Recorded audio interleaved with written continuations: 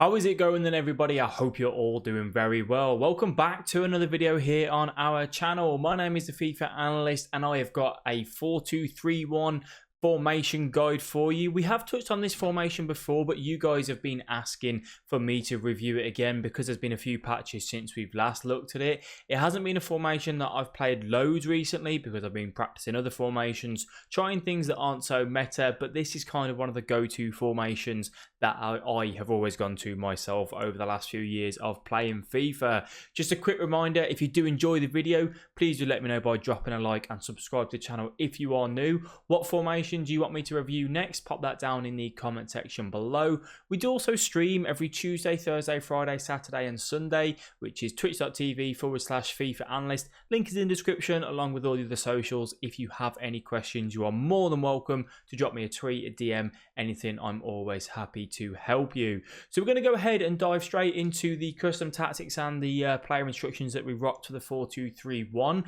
We do also have some gameplay for you as well, and we will break it down and show you exactly how this team works and how the formation should be playing directly in game for you. So this is a team that we were rocking on Weekend League. The reason why this video took a little bit longer to come out is because I went 8-4, which I've never done before in FUT Champions, and I really wasn't happy with my custom tactics, so I had to change something. We still managed to get 23-7, which is a bit disappointing given that we went 26-4 the previous weekend with 4-3-3 with pretty much the same team, but you know, that is what it is. We still got the elite, which kind of was the main thing for you. So that's the team that we were rocking, but obviously we weren't playing it in that formation. So let's go ahead and get directly to the 4-2-3-1. This is the custom tactics that we're running. Balanced for myself on the defensive style and the offensive style. How you want this is your choice. I have been messing around with press after possession loss, but I do find that in 4-2-3-1, I want my team to stay very rigid, very just in their shape, in their team structure, the way I want them to be. Because it's such a solid formation in terms of attack and defense, you really do want your team to be in the exact positions where you want them to be. Width, I stick bang smack in the middle for 5, and then depth I run with 4. Your personal choice here. 3 can work as well, but for me, I like to have a little bit of a higher line. Nothing too major, but 4 does good. If you've got a little bit of slower centre backs, you know, PK for example, or someone even slower, you might want to just stick that on 3, and you will be a lot more comfortable directly on that front. When it comes to offensive style, again, we stick with balanced. I have tried possession on this, but I do find that it does make the 4-2-3-1 quite stale. It's very difficult to actually create chances on there. If you really are looking at seeing out a game, changing that to possession can work for you. I don't really think fast build up or long ball are an option for you, to be honest with you guys. I think balance is kind of the way to go to it because it gives you the benefits of everything essentially, which is what you can't moan with. Width again is same as the defensive style. We keep that bang smack in the middle. Your personal choice, you might want to go a little bit wider but not too wide.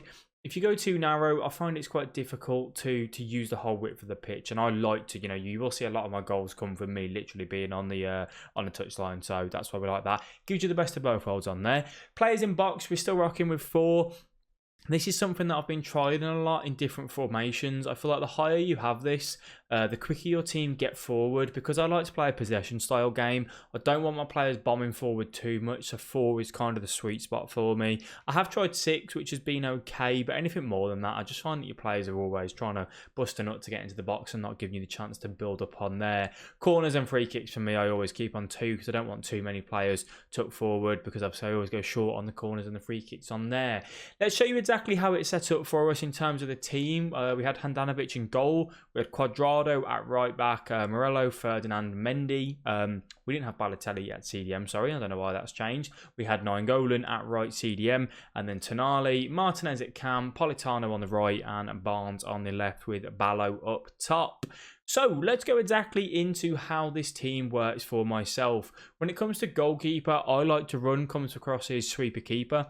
I've discussed this in my previous formation video, so I'm not going to go into it in too much detail, but it does work really well for me. It does depend on the keeper that you've got though. You've got to make sure you've got a strong enough and good enough keeper for you to have that as an option for you. Handanovic, by the way, isn't the best of keepers. So fullbacks, they play a major role for me in the 4-2-3-1. I have them on balanced and I have them on overlap. A lot of you guys will have this on stay back while attacking. I personally prefer having my fullbacks on balanced because it just gives you that little bit of the edge going forward. When players play drop back, they don't really want to attack, they just want to counter on you. I find having those fullbacks higher up the pitch gives me the chance to hold the ball more, wait for them to drag the players out of position, and they get quite a lot of assists and goals for me. Cuadrado and Mendy were absolutely fantastic this weekend. You'll see it on the clips on the screen. They just get involved. They get some. I mean, Mendy got a goal for me. Cuadrado got a couple of goals for me. It's the same for both of them. You are going to concede a couple of goals a weekend, right, where you get counted on and your fullbacks have bombed forward. You need to learn when to use them and when not to use them, basically. And it is something you've got to trial. In my coaching sessions, you guys know that I say about it. I preach about it a lot. I love having them in there. Unbalanced. When it comes to my centre-backs, stay back while attacking clearly for them both. I leave these guys on normal interceptions. Sometimes I do switch to conservative interceptions on Rio Ferdinand if I find that he's been too aggressive. But recently he's been okay for me, so I've just left that directly on there.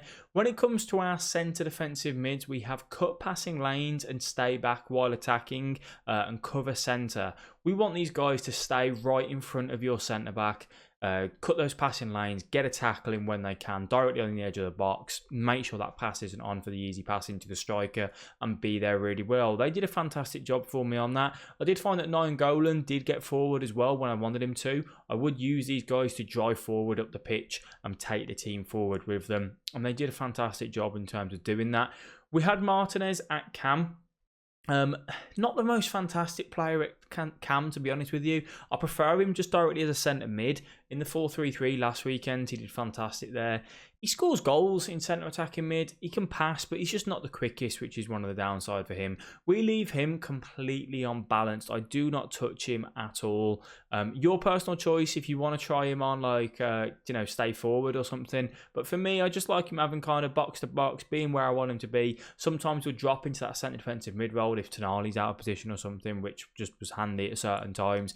But he was a decent player. I was quite happy with how he did for us. John Barnes and then Politano on the right and the left hand side. They're all unbalanced apart from getting to the box for cross. Because I use the touchline quite a bit and then I get to the byline and look for that cutback across.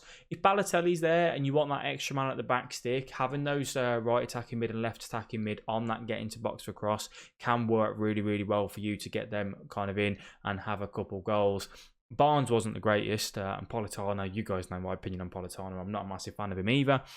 And then when it comes to our main man, Balotelli, we have him on stay central, stay forward. I want him to stay directly, literally on the centre backs.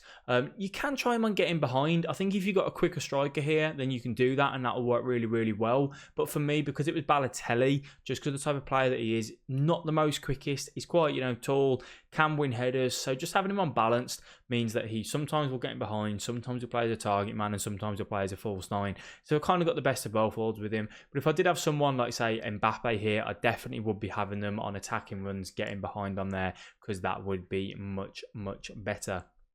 So now we're going to delve into some situations on how the team sets up, how you guys can use it, and just some goals and clips for you really as well. The team, to be honest with you, as I said, is very balanced when it comes to attack. The players are where I all want them to be. Pretty much all the time, I've got them there, which is fantastic. And having those fullbacks on balance did work really well for me. You can just hear we've got Politano out on the right wing. We've then also got the shape that we want. We've got Martinez sitting in that centre attacking mid role. We've then got Balotelli directly up front, just sitting behind the centre defensive mids and in front of the centre back. Barnes is then over on that left attacking mid, and Mendy is already looking to get up the pitch and overlap when possible, which, as I said, is just perfect for me. You've then got the two centre defensive mids sitting in front of the centre backs, so if you do get counted on, you've got them there for you as well. We do get them involved, as I said. They drive forward every now and then and create opportunities for us, and you could just see there, that's how the team shape literally sets up for the majority of the game when you are looking at going forward, which is what we like indeed. So now we're just going to carry on running through with some goals and all that sort of thing as well. The formation, guys, is very, very balanced. You won't be scoring the most amount of goals, but you won't be conceding a lot either. It's kind of a sweet spot in FIFA, to be honest with you. I do prefer having two strikers up top. The 4-4-2 is still my go-to formation, but 4-2-3-1 is something, if I come up against a pro player, a top 100 player, elite player, I find that 4-2-3-1 for me is just the most consistent. It makes sure that I'm not too open at the back, but I can still create the opportunities as well. Mendy coming up absolute clutch with a goal there for us. Fantastic left back. If you didn't do him, you're absolutely missing out. It was really, really good for us as well.